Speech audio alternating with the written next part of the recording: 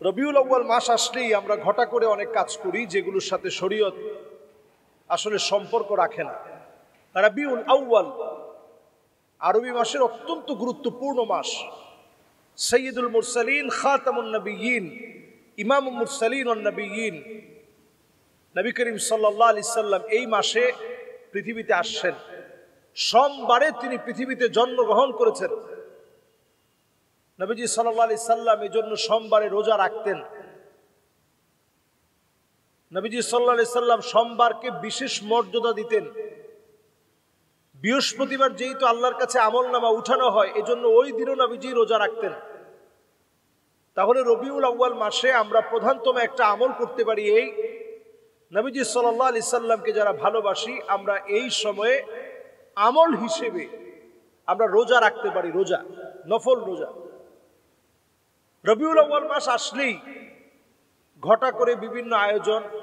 এই আয়োজনের চাইতে নবীজি সাল্লাল্লাহু আলাইহি সাল্লামের জীবনী জানা, সোমবারের নফল রোজার প্রতি আগ্রহ বৃদ্ধিকরণ, নবীজি সাল্লাল্লাহু আলাইহি সাল্লামের সুন্নাহ মানার প্রতি আগ্রহ বৃদ্ধিকরণ, এগুলোই আমাদের জন্য নবীজি সাল্লাল্লাহু আলাইহি সাল্লামের রেখে যাওয়া আমল।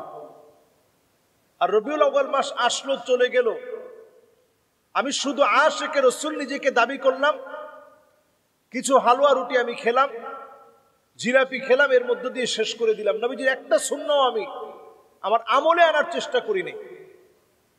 অথচ সাহাবায়ে কেরাম রিদওয়ানুল্লাহি আলাইহিম আজমাইন শ্রেষ্ঠত্বের কাতারে আল্লাহ তাআলা তাদেরকেও পৌঁছিয়েছেন, কারণ তারা নবীজির সুন্নাহকে আঁকড়ে ধরেছেন। কুল ইন কুনতুম তুহিব্বুনাল্লাহ ফাত্তাবিউনি ইউহিব্বুকুমুল্লাহ। নবীজি সাল্লাল্লাহু আলাইহি সাল্লামের মহব্বতের দাবিদার তো তারা, ফাত্তাবিউনি ইউহিব্বুকুমুল্লাহ, যারা নবীজিকে অনুসরণ অনুকরণ করবে। কিভাবে অনুসরণ অনুকরণ করবেন? মা জানিন নবী সাল্লাল্লাহু আলাইহি সাল্লাম মিন কাউলিন আও ফি'লিন আও তাকরিরিন আও সিফাতিন খিলকিয়াতিন আও খুলুকিয়াহ হাকীকাতান আও হুকমান হাত্তা আল হারাকাত ওয়াস সাকানাত ফিল ইয়াকযাতি ওয়া ফিল মানাম।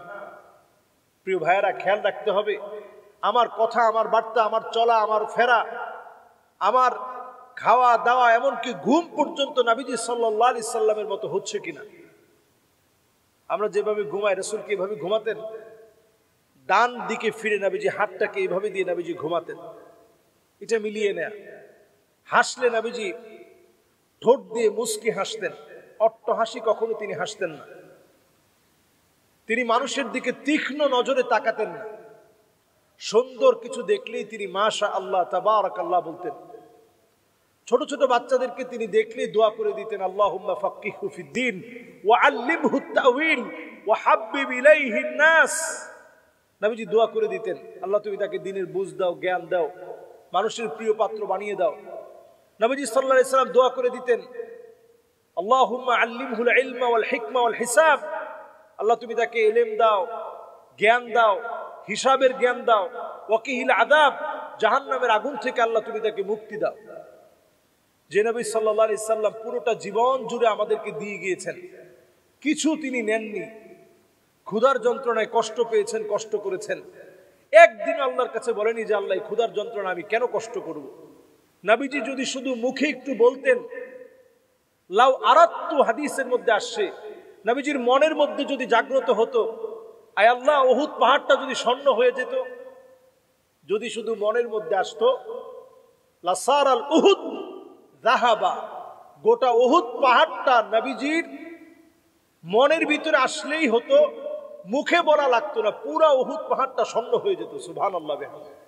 সে নবী যে আমাদের জন্য এই কষ্ট করে গেলেন, আমাদের জন্য এই পরিশ্রম করে গেলেন, উম্মতের মায়ায় কান্ডারি হলেন, সেই নবীর উম্মত হিসেবে আল্লাহ রাব্বুল আলামিন আমাদের যাদেরকে কবুল করেছেন, আমরা সোমবারে রোজা রাখার চেষ্টা করব। এটা শুধু রবিউল আউয়াল না, বরং নবীজি সাল্লাল্লাহু আলাইহি সাল্লামের উম্মতের শ্রেষ্ঠতম আমল হচ্ছে এই রবিউল আউয়াল সহ সোমবারে রোজা রাখা, সোমবারে নফল রোজা রাখা। এটা রবিউল আউয়াল শুধু না, নবী সাল্লাল্লাহু আলাইহি সাল্লামের উম্মতের শ্রেষ্ঠ আমল হচ্ছে সোমবারে রোজা রাখা, বৃহস্পতিবারে পারলে রোজা রাখা। আমরা এই দুইটা আমল ইনশাআল্লাহ এই রবিউল আউয়াল থেকে আমরা শুরু করব।